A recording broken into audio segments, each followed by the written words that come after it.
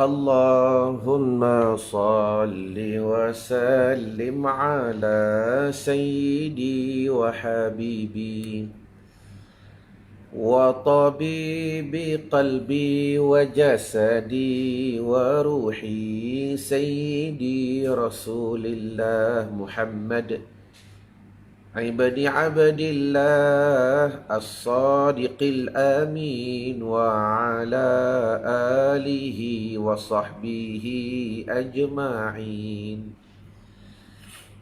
Allahumma salli wa sallim ala sayyidi wa habibi wa tabibi qalbi wa jasadi wa ruhi Sayyidi Rasulillah Muhammad ibni abdillah as-sadiqil amin wa ala alihi wa sahbihi ajma'in. Allahumma salli ala sayyidina Muhammadin abdika wa rasulika nabiyil ummiyi wa ala alihi wa sahbihi wa barik wa sallim. Allahumma anta laha walau azumat farrijha bifadli. Bismillahirrahmanirrahim. Assalamualaikum warahmatullahi ta'ala wabarakatuh. Kaifa asbahtum? Bagaimanakah berpagi-pagi kalian pada pagi ini? Apa khabar anda pada pagi ini? Maka bantu saya jawab di ruangan komen dengan jawapan sebagaimana ilmu yang telah diajar oleh baginda Nabi SAW. Maka sekiranya kalian berkata, Ustaz, di pagi ini saya tetap beriman kepada Allah Subhanahu wa Ta'ala. Kalau itulah jawapan yang diberikan oleh kalian, maka apakah tanda yang mengatakan kalian itu terus beriman kepada Allah Subhanahu wa Ta'ala? Sebagaimana persoalan Nabi SAW, wa ma alamatu imanikum? Apa tanda kamu beriman kepada Allah? Dan apa tanda kamu tetap beriman kepada Allah? Apakah tanda-tanda yang membuktikan kamu mengatakan tetap beriman kepada Allah Subhanahu wa Ta'ala? Bagi yang tahu jawapan, maka tulis jawapan di ruangan komen. Yang tak tahu jawapan, maka tulis sebagaimana ilmu yang telah diajar oleh Nabi SAW kepada para as-sahabah. Nasbiru 'alal bala wa nashkuru 'alal raha wa narda bil qada. Kami tak bersabar dengan bala dan bersyukur di atas kelapangan, dan juga kami redha di atas qada, penentuan daripada Allah Subhanahu wa Ta'ala.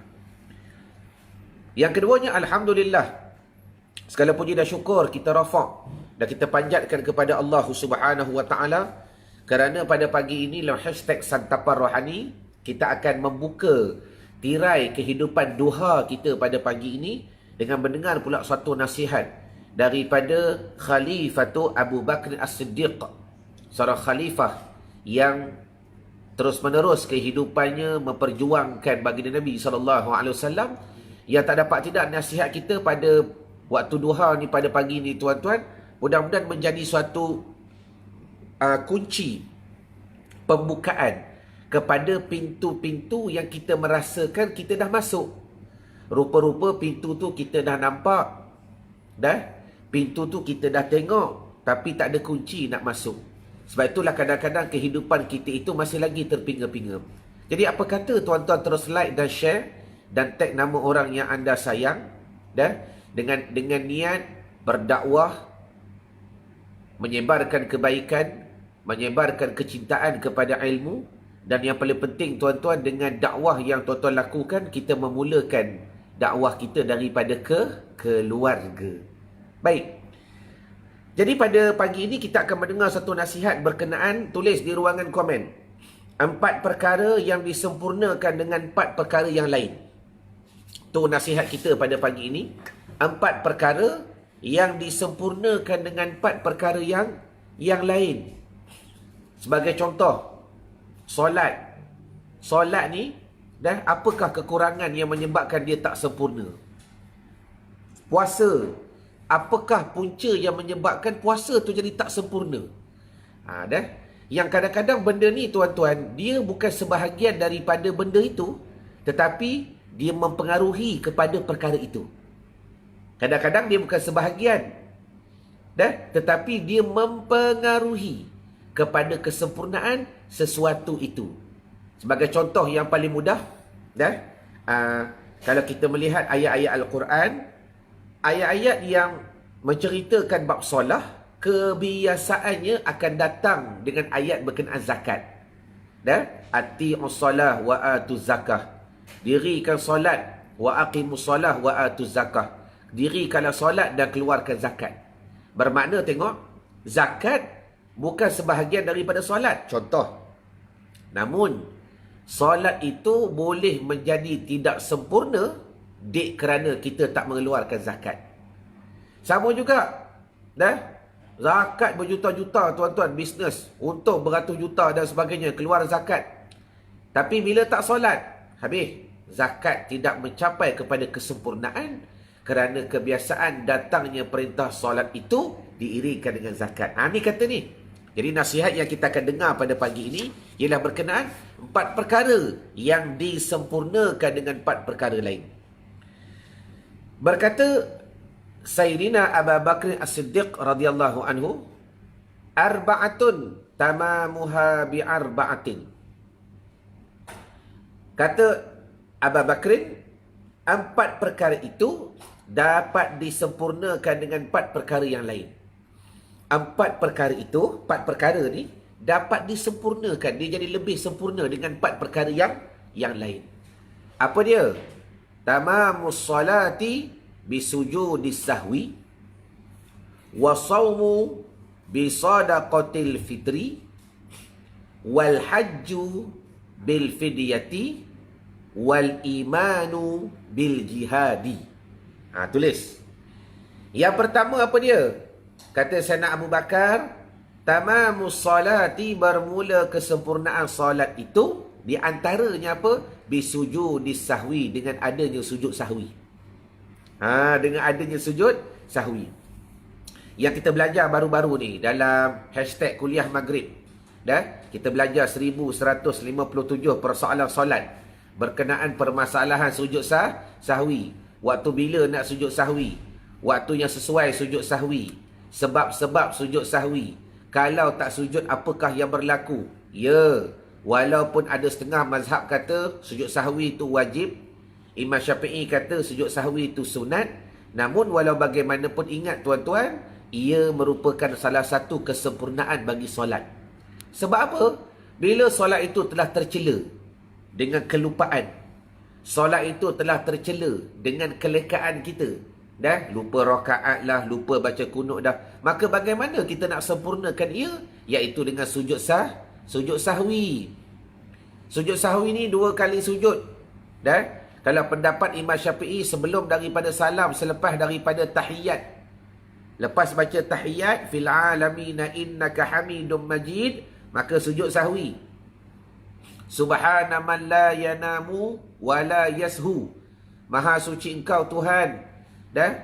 Yanamu, tak pernah tidur, wa la yashu, dan tak pernah lalai dan tak pernah lupa serta leka. Baca 3 kali. Duduk antara 2 sujud. Waalaikumsalam azmi.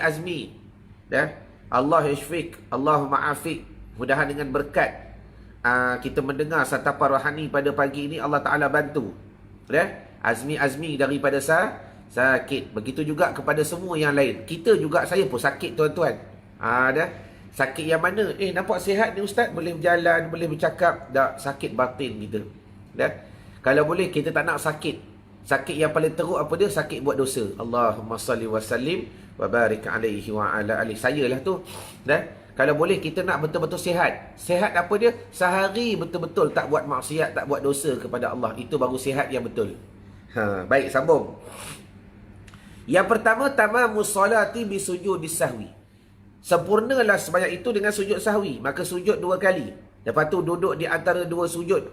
Dan sujud kali kedua, baca balik subhana man la yanamu wa la yashu. Sebab tu tuan-tuan ingat, antara sempurna dalam sempurna. Macam lagu pula, umpama rindu dalam rindu. Antara mencapai kesempurnaan di dalam kesempurnaan. Antaranya apa? Tadi saya nak Abu Bakar sebut. Sujud sahwi itu di antara perkara yang menyempurnakan solat. Macam mana kita nak menyempurnakan sujud sahwi? Macam mana nak menyempurnakan sujud sahwi? Umpama mimpi dalam mimpi. Terima kasih Dayang Badariah.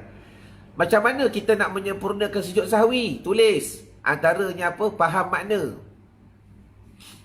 Nampak simple je. Perbuatan sujud sahwi, dia dapat menyempurnakan solat. Sujud sahwi itu pula, kita nak bagi dia sempurna, antaranya ada beberapa syarat lah. Cuma yang paling asas, yang paling penting ialah kita kena faham makna. Tahu rukun sujud, 2 kali sujud. Duduk atau sujud balik. Lepas tu antaranya apa? Kena faham makna. Sebab tu, kalau hafal subhana man la yanamu wa la yashu, dalam keadaan dia tak faham apa yang dibaca, maka masih lagi tak mencapai kepada kesempurnaan. Jelas ke jelas? Inilah benda-benda yang saya akan tekan nanti dalam program selama 2 hari, 28 dan 29 Januari ni, Jumaat dan Sabtu, untuk kalian belajar betul-betul 12 praktikal rahsia khusyuk solat. Antaranya apa saya nak tekan benda ni lah. Faham makna, faham makna, faham makna.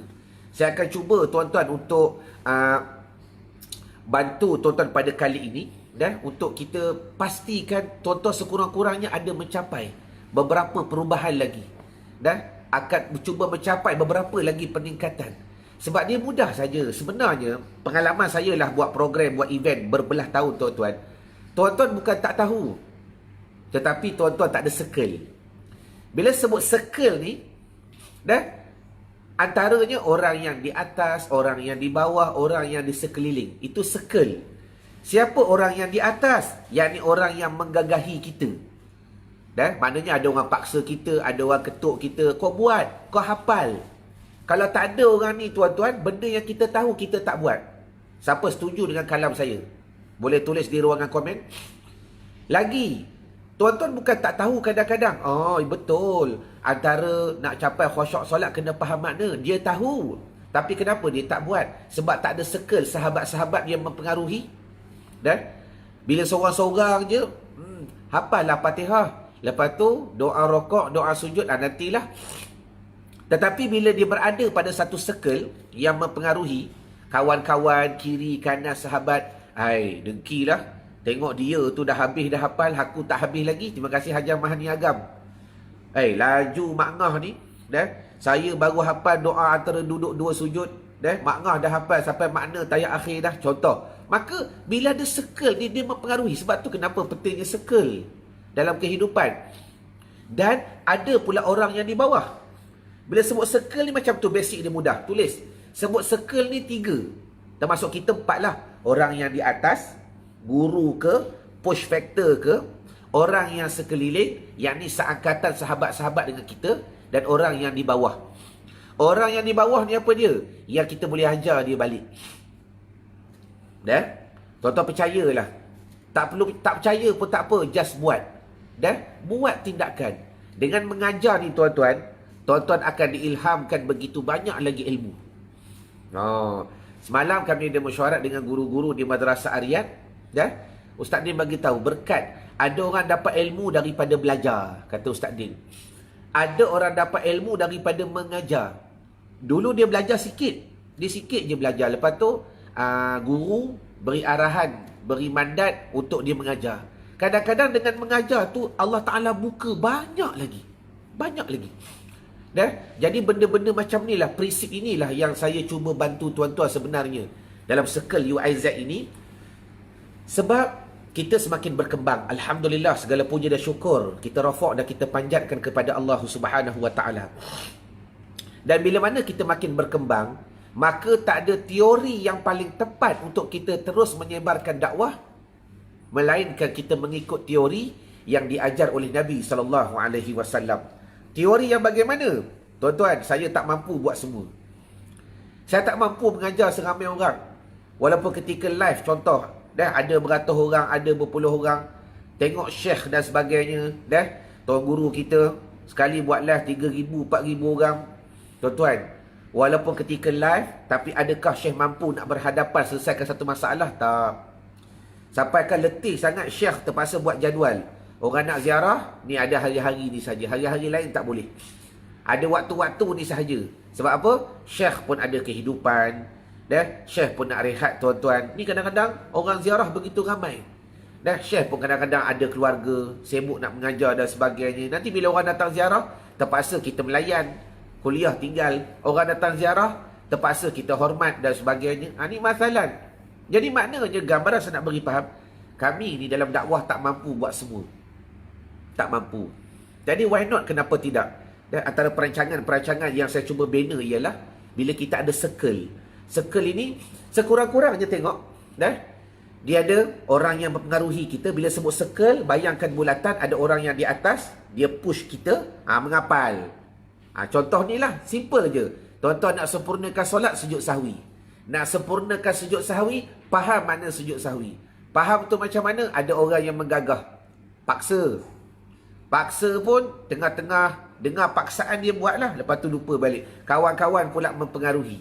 Bila kawan-kawan pula mempengaruhi, dia dah pandai. Bila dia dah pandai, dia buat apa? Dia paksa pula orang bawah. Ingat, Aidawati, Lili Fazlina, Azura Aziz, Nik Hasnida, Roslina Amir. Kita paksa pula orang bawah, kita semakin pandai. Jelas ke jelas? Ni benda yang saya cuba bina dalam circle UIZ ni tuan-tuan. Mudah-mudahan saya berdoa kalian termasuk di antara golongan yang mampu berdakwah. Dakwah ni tak perlu alim, tak semestinya alim tuan-tuan. Kalau kita melihat sejarah didikan Nabi SAW, ada sahabat-sahabat yang Nabi hantar tu, walaupun Nabi tu mulia, memanglah. Walaupun kemuliaan yang Nabi beri kepada sahabat-sahabat itu, satu kemuliaan yang nyata, karamah yang begitu hebat, namun kita nak bagi faham kaedah dakwah ini. Bukanlah yang Nabi hantar kepada negeri-negeri untuk berdakwah tu semua yang dah alim dah. Sebab Nabi ni bijak dalam strategi. Bijak. Mana yang dah hafal, yang dah alim alik bata, ajar alik bata dulu. Ajar alik bata. Bak kata almarhum Tuan Guru Haji Ali, buka pondok wan walaupun pondok alik bata. Kita dengar macam, ya ke, takkan nak buka pondok mengajar alik bata, siapa nak mengaji? Allah, dekat luar sana berapa ramai yang tak kenal huruf hijaiyah. Berapa ramai yang tak kenal muqaddam, berapa ramai yang tak kenal qiraati dan sebagainya. Buka. Tu, amanah guru saya dulu. Allahumma salli wa sallim wa barik alaih. Habis yang pertama. Jadi belajarlah tuan-tuan. Saya sediakan modul, saya sediakan platform untuk kalian belajar. Kenapa cuma bedanya, kenapa saya tak buat waktu live macam ni? Sebab saya nak benda tu betul-betul khusus. Saya nak betul-betul orang yang ada masa untuk serahkan diri kepada saya untuk belajar. Dan saya pun serahkan diri saya kepada tuan-tuan untuk saya bantu tuan-tuan. Sebab tu untuk mengajar ilmu-ilmu yang agak hebat ini, masa yang khusus, waktu yang khusus. Kalau waktu pagi ni kita santai saja, sebab ini untuk seharian kehidupan. Yang kedua, kata Sayyidina Abu Bakrin, tak sempurna 4 perkara melainkan dengan 4. Kita nak sempurnakan 4 perkara ni, jangan tinggal lagi 4. Wasaumu bi sadaqatil fitri. Dan bermula sempurnanya puasa itu dengan bayar zakat fitrah. Dengan sedekahnya zakat fitrah ataupun bayar zakat fitrah. Baik. Kita insya-Allah tak sampai 100 hari lagi dah. Kurang daripada 100 hari untuk kita sampai kepada bulan Ramadan. Kalau boleh, pada Ramadan kali ini, saya nak tuan-tuan buat pilihan yang betul untuk menyempurnakan lagi puasa. Pilihan yang bagaimana? Kata Sayyidina Abu Bakar, tak sempurna puasa kamu di bulan Ramadan melainkan kamu bayar zakat fitrah. Tak sempurna. Dah tahan puasa daripada pagi sampai ke malam, tahan perut, tahan mata, tahan hati, tahan lidah. Semua kita tahan untuk menyempurnakan puasa. Tapi kata Sayyidina Abu Bakar, tak sempurna lagi melainkan kamu sempurnakan dengan bayar zakat fitrah. Baik. Bila sebut zakat fitrah, alhamdulillah, kita melihat suasana pada hari ini tuan-tuan, pihak berwajib pun dah mula berubah. Dia nampak pendapat ni antara pendapat yang kuat dan tepat. Dan antaranya apa? Tuan-tuan, nasihat saya, bayarlah zakat fitrah mengikut harga beras yang kalian makan. Itu yang paling tepat. Bayarlah zakat fitrah mengikut harga beras yang kalian makan. Tuan-tuan perasan tak dulu? Kalau sebelum daripada ni, tak silap saya dalam ini baru je perubahan dalam 3, 4, 5 tahun. Sebelum ni, zakat fitrah cuma ada satu harga sahaja. Zakat fitrah, saya cerita bab Selangor, negeri lain saya tak tahulah sebab saya bayar di Selangor. Ada satu harga sahaja. Kalau dia kata RM7.20 itulah. Tapi Alhamdulillah, semenjak ada muzakarah demi muzakarah, syarahan demi syarahan, huraian demi huraian, Allah Ta'ala berfirman dan sebagainya daripada kalamullah, daripada hadis Nabi, maka saya melihat perkembangan ilmu tu ada. Maka sekarang ni, kalau nak bayar zakat fitrah, dia ada bagi 3 harga. Ada bagi 3 harga. Siapa perasan benda ni? Dah? Baru ni tak silap ada harga RM7, ada harga RM10, ada harga RM14 lebih. Ada harga RM14 lebih. Bermakna paling tidak pun RM15 lah. Dah. Orang yang makan beras basmati, yang 10 kilo tu RM60, tu harga fitrah dia. Satu kepala RM15. Ini yang paling afdal. Dah? Kalau tuan-tuan nak formula yang lebih tepat, saya boleh bagi. Saya boleh bagi. Saya simpan dulu nanti. Saya bagi dalam program KIR, Khusyuk Israel. Dah? Cuma hari ni, saya nak bagi formula dulu. Formula yang simple. Kalau boleh, bayarlah zakat fitrah mengikut harga beras yang kita makan. Sebab jelas daripada Al-Quran, وَعَلَى الَّذِينَ يُطِيقُونَهُ فَفِدْيَةٌ طَعَامُ مِسْكِينٍ. Fidyah dengan beras. Makan. Fidyah itu dengan ta'am, makanan.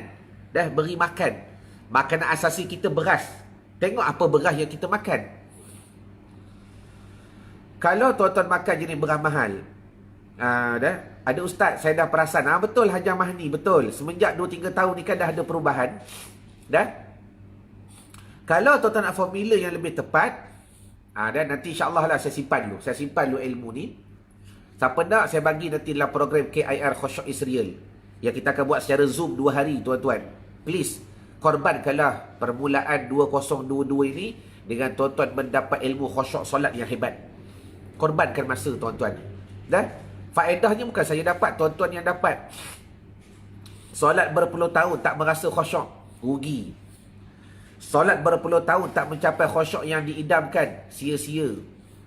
Bukan solat tu sia-sia. Solat tu tetap dapat pahala, tetap menjadi kebaikan, tetap menjadi ketaatan. Yang sia-sia tu daripada usaha kalian lah. Rokok sujud, perubahan. Yang hakiki tak ada. Punca, ilmu tak bertambah.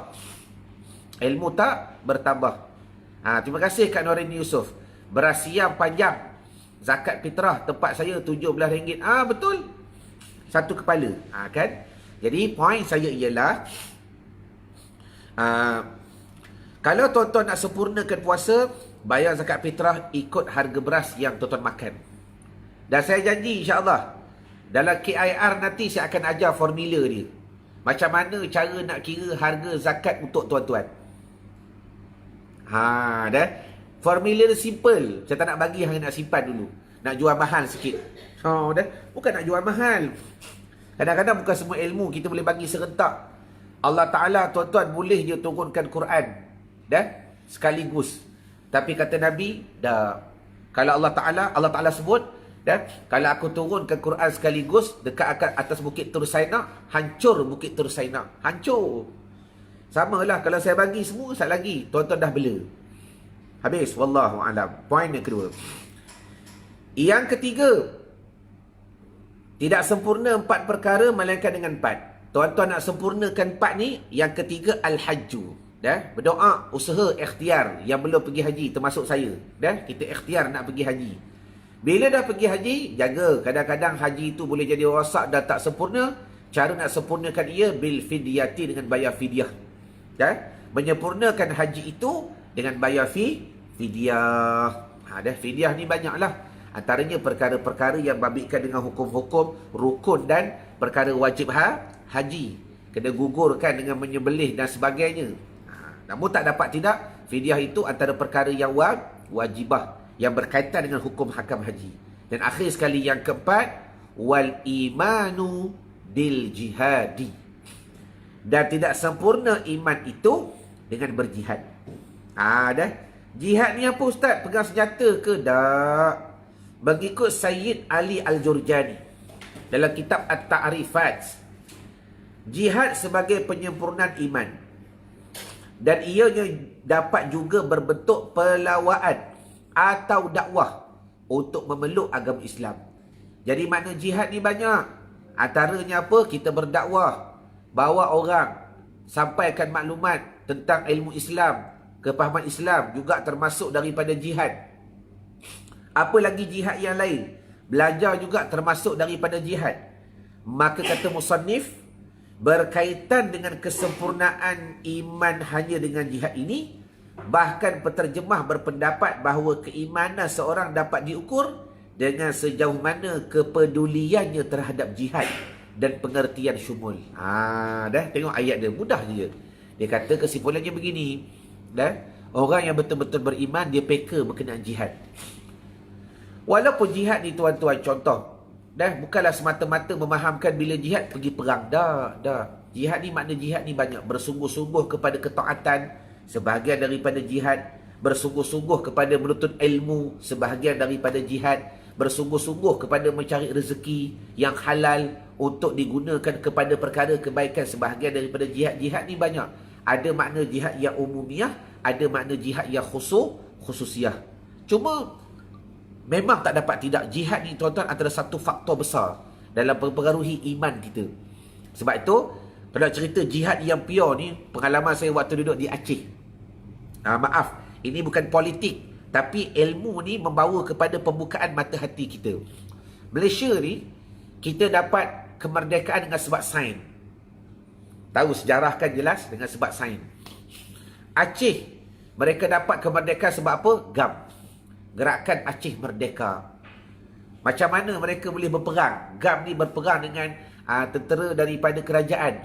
Yang Alhamdulillah, akhir sekali Aceh sekarang ni mendapat autonomi.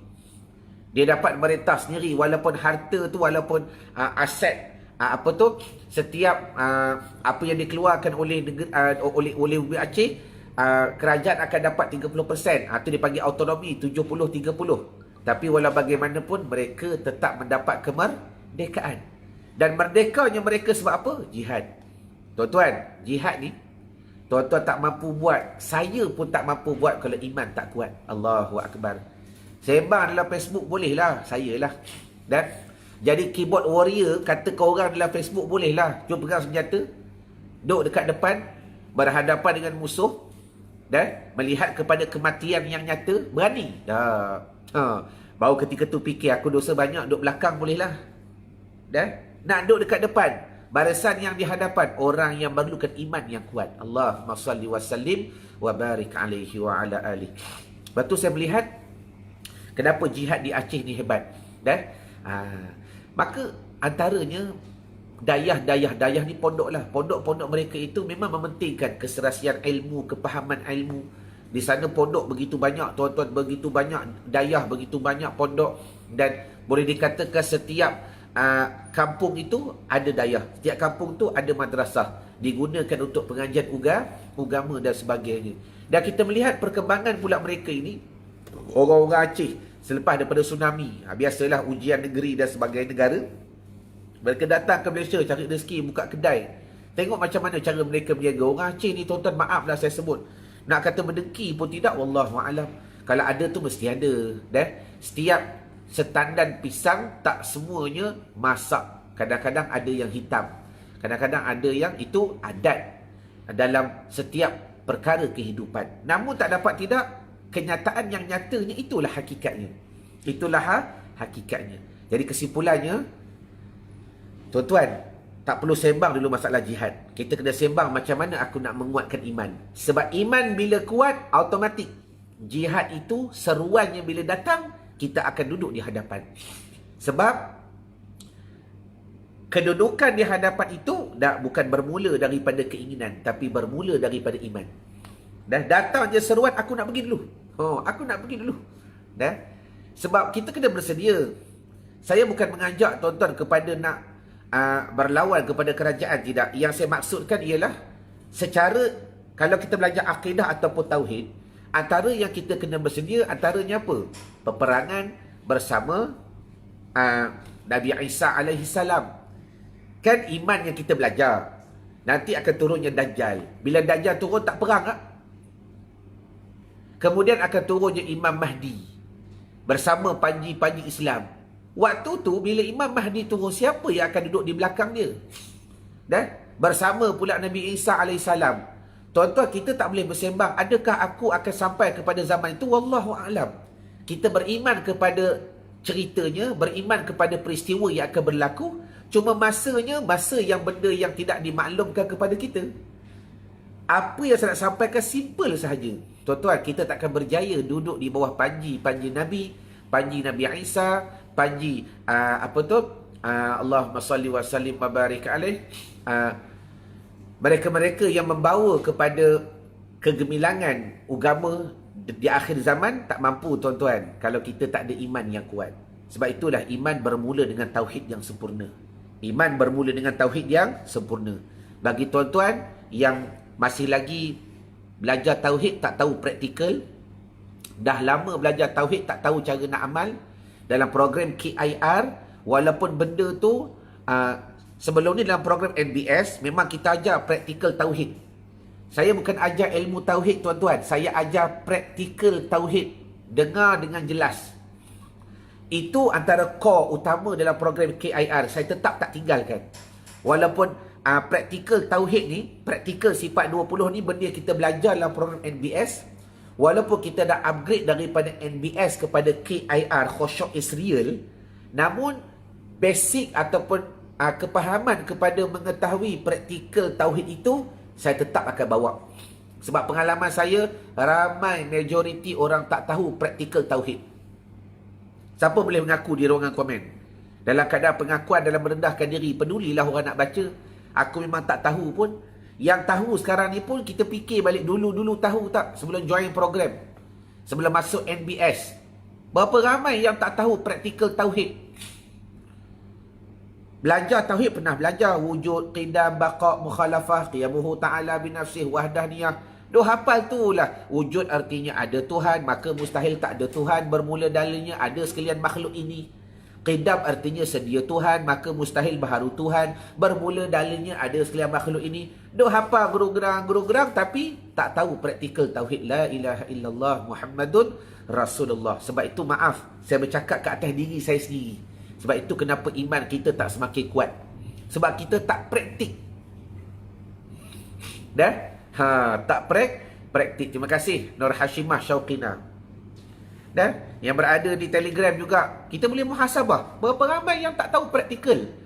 Sebab tu tak payah sembanglah wal imanu bil jihadi. Kamu takkan mendapat iman yang sempurna melainkan dengan jihad. Kita buat pengakuan dahulu. Memang pun tak usah kata jihad lagi, Saudara Abu Bakar. Iman kami pun tak kuat lagi. Terima kasih Hajar Zainun Ali. Dan betul Hajah Mahdi Agab dari dulu belajar tu lah sifat 20 wujud qidam baqa', tapi tak tahu praktikal. Allahu Akbar. Lepas tu saya ulang balik, dalam program KIR, tuan-tuan tolong beri peluang ke atas diri. Sebab program ni kita buat secara Zoom, secara online. Kelebihannya apa? Saya nak family tuan-tuan boleh juga belajar. Itu matlamat saya. Kalau dulu kita buat secara offline, tuan-tuan daftar 2 orang laki bini, tuan-tuan je datang. Maaflah, jarang orang bawa anak. Ustaz, kami nak bajet. Satu kepala berapa ringgit dah. Sebab dulu bila kita sewa dewan, semuanya kan ada komitmen. Dewan kena bayar, kursi, kapasiti besar dan sebagainya.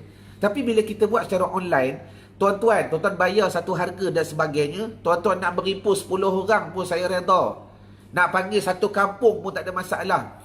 Panggillah saudara mara, anak-anak balik. Ni 28, 29 ni, kita belajar solat boleh. Apa dia mak? Belajar solat tahu lama dah. Hei, saya mengaji, tuan-tuan pondok berbelah tahun mengaji solat pun tak habis lagi. Baru ni saya kiamat, saya dapat lagi ilmu-ilmu yang baru. La ilaha illallah. Tak habis lagi ilmu solat ni, tuan-tuan. Terlalu luas. Nak cerita keluasan dia, kata ulama' dalam kitab Munyatul Musalli, rahsia solat itu ada 12,000. Dari situ pun tuan-tuan tak mampu tulis. Rahsia solat ni ada 12,000. Berapa? 12,000 tuan-tuan. Yang kata tuan-tuan, saya sendiri pun tak mampu. Dah nak tulis 12,000, la ilaha illallah, banyaknya tuan-tuan. Tu ulama sebut dalam kitab, bukan saya sebut, ulama sebut dalam kitab. Dah, cuma daripada 12,000 tu, saya ambil 12 sahaja. 12 tu lah yang kita akan ajar nanti dalam praktikal khusyuk, praktikal 12 rahsia praktikal khusyuk solat dalam program KIR. Khusyuk is real. Dah. Terima kasih Nur Azwana. Buka Musalli Nur Azwana, dalam tu ulama tulis. Dah. Rahsia solat itu ada 12,000. La ilaha illallah Muhammadun Rasulullah sallallahu alaihi wasallam. Jadi akhir kalam, bagi tuan-tuan yang rasa, aku nak tahulah macam mana cara praktikal tauhid, InsyaAllah saya jemput datang dalam program KIR secara Zoom. Saya ulang balik kenapa saya buat secara Zoom. Matlamat saya nak kalian belajar bersama keluarga. Panggil suami, panggil isteri, panggil anak-anak, duduk sekali. Dah? Duduk sekali. Dan kepada tuan-tuan yang pernah join NBS, tolong join KRI sebab boleh kata 70% tak sama. 30% tu ilmu tauhid. Yang tu basic saya takkan tinggal. Sampai bila-bila pun saya takkan tinggalkan basic tauhid tu. Tetapi kita reprogramming balik KR ini dengan 70%-nya kebanyakan je ilmu-ilmu baru. 70% tu pun la ilaha illallah boleh kita kembangkan lagi tuan-tuan. Kalau ikut program seminggu tak habis. Dah, tapi saya cuba beri yang terbaik agar tuan-tuan dapat praktik sikit-sikit dahulu.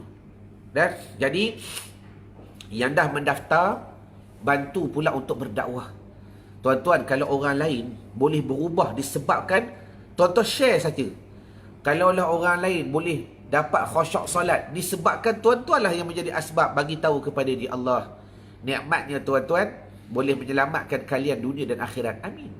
Bukan saya cakap, itu perkara yang dikhabarkan oleh Nabi SAW. Kita beri kebaikan kepada orang. Dah? Bermakna tak dapat tidak dunia, akhirat boleh selamat. Tapi tak usahlah ada share-share semayang tidak apa tidak. Jangan. Dah, suruh orang daftar program tu akan berlangsung pada 28 dan 29 Januari hujung bulan ni. Secara Zoom kita buat, secara Zoom. Dah, kalau tak faham boleh tanya secara live. Kalau sebelum ni kita buat secara Facebook live. Dah, satu way penglihatan walaupun two way communication, tapi tak, kita buat sekarang ni secara Zoom. Saya nak tengok tuan-tuan sebab kita nak buat praktikal. Nak buat praktikal. 12 rahsia praktikal khusyuk solat. Allahumma salli wa sallim wa barik alaihi wa ala alihi. Dah, jadi mudah-mudahan bantu dakwah. Tolong bantu. Bermula dengan keluarga. Kalau tuan-tuan tak mampu bantu keluarga tuan-tuan, sepupu sepapat aku nak ajar dia orang buat solat tak reti, tak apa, bagi saya. Walaupun saya tak pandai, tapi saya yakin saya diberi amanah oleh Allah. Dengan amanah itu, Allah Ta'ala beri saya kekuatan untuk bantu kalian. Itu sahaja. Dan saya boleh berbicara pun hakiki amanah daripada Allah. Saya boleh melunakkan hati kalian pun semata-mata qudrah rahmat daripada Allah Subhanahu wa Ta'ala. Narzaliyah tulis 12 rahsia praktikal. Sebab setakat ilmu khusyuk ni tuan-tuan boleh baca je. Tapi yang saya bawa ni berbeza. Kita bawa praktikal. 12 rahsia praktikal khusyuk solat. Okey? Jadi saya rasa madai dahulu pertemuan kita pada pagi ini. Saya ulang balik, 4 perkara nak sempurna betul-betul, ada 4 perkara. Sempurnanya solat dengan sujud sahwi, sempurnanya puasa dengan sedekah ataupun zakat fitrah, sempurnanya haji dengan sebab bayar fidyah, dan sempurnanya iman dengan sebab jihad. Jadi mudah-mudahan apa yang kita belajar pada hari ini, kita mendapat satu ilmu kepahaman untuk seharian pada hari ini. Jadi insyaAllah kita bertemu pada esok lah hashtag Santapar Rohani. Malam nanti insyaAllah ada kuliah maghrib seperti biasa jam 8. Dah. Saya cuba nak panjangkan sedikit tuan-tuan. Kalau tuan-tuan ada Q&A ke, kita akan buat Q&A secara live. Bagi tuan-tuan yang nak lebih tahu mengenai ilmu-ilmu solat yang boleh membantu life tuan-tuan, bisnes tuan-tuan, kehidupan tuan-tuan, masalah tuan-tuan, insyaAllah kita bertemu nanti dalam kuliah maghrib jam 8 malam. Ma'assalamah wa liqa. Assalamualaikum warahmatullahi wabarakatuh. Wallahu a'lam.